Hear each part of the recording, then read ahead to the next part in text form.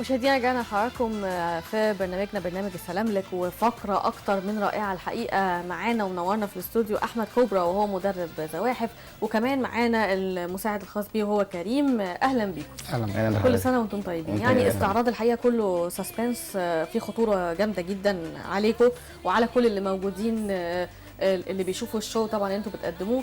يعني يمكن هو خطر شويه، وانا عايز اعرف ليه حضرتك تخصصت في المجال ده وهو مجال الزواحف، خصوصا التعبان اللي معانا كان تعبان كوبرا كبير جدا، وبس ده اللي معانا الحقيقه.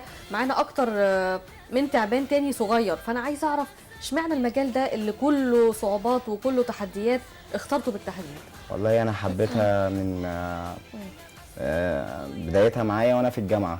حبيت الموضوع وحبيت اتعمق فيه، مش كشغل بس. ما هي مش مهنه، لا يمكن تكون مهنه فقط، لازم تكون بتحب قوي كعلم ودراسه. بالظبط. كعلم ودراسه وقرايه عن جميع انواع الزواحف وحبيت اربيها وحبيت اتعامل معاها. وبعد كده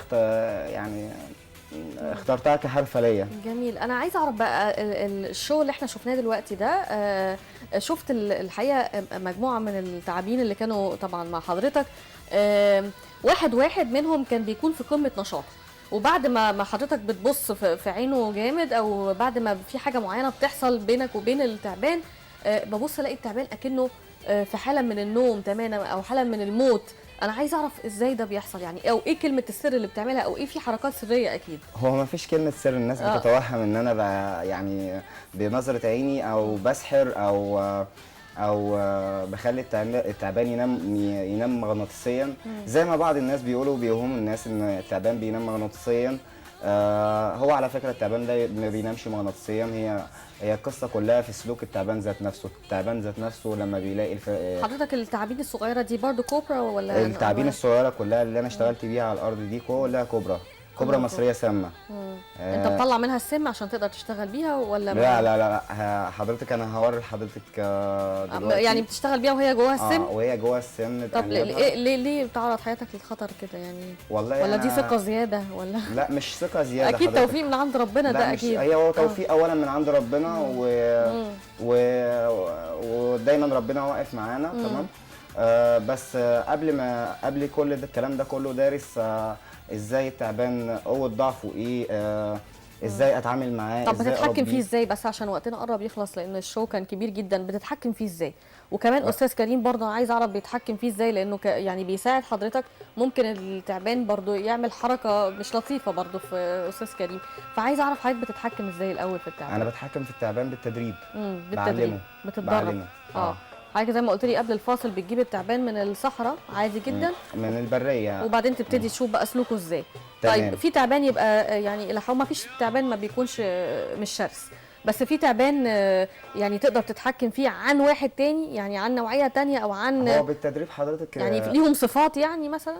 هو كل تعبان له سلوك معين. تمام. فانا بشتغل على السلوك ده واطوره واخليه يعمل التريك اللي انا عايزه في الشو معايا. لا برافو الحقيقه، يعني حاجه اكتر من رائعه وشو اكتر من رائع. انا عايزه استاذ كريم يقول لي يعني ايه الموقف اللي تعرضت له مع استاذ احمد كان خطر بالنسبه لك، او انت قبل ما تنضم للمهنه دي فكرت طيب ان انت يعني ممكن يحصل لك اي حاجه ولا؟ انا قبل ما انضم اساسا للكابتن احمد في شو الكوبرا، انا اساسا متربي في السيرك في وسط اسود ونمور ووسط حيوانات مفترسه. يعني القلب القلب ميت. فهي المهنه يعتبر يعني احنا واخدين المهنه او بنحبها بمعنى اصح.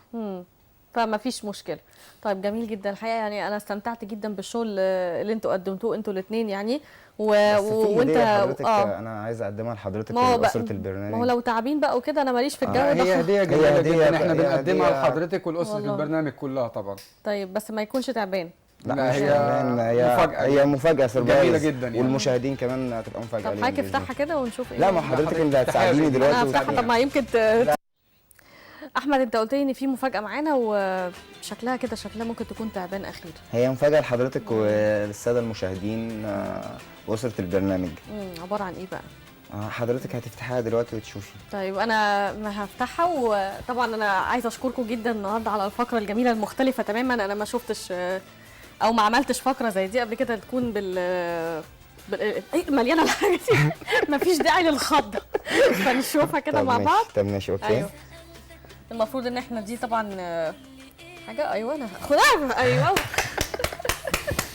اتفضل هنا يا احمد. الله، ودي اخر حاجه ممكن نختم بيها النهارده، علم مصر الحقيقه، واللي هيفضل دايما مرفوع باذن الله. باذن الله باذن الله. انا بشكركم جدا الحقيقه، بشكر كابتن احمد جدا، وبشكر كابتن كريم، وانا بتمنى لكم ان شاء الله العديد من النجاح والتوفيق في المجال الصعب جدا ده، وربنا يوفقكم باذن الله. ربنا يخليك يا فندم. شكرا ميرسي لحضرتك. شكرا لكم، كل سنه وانتم طيبين. بكده مشاهدينا نكون خلصت حلقتنا معاكم بسرعه جدا. ان شاء الله بكره اسره جديده وحلقه جديده دايما من برنامج السلام لك. اشوفكم دايما على خير باذن الله.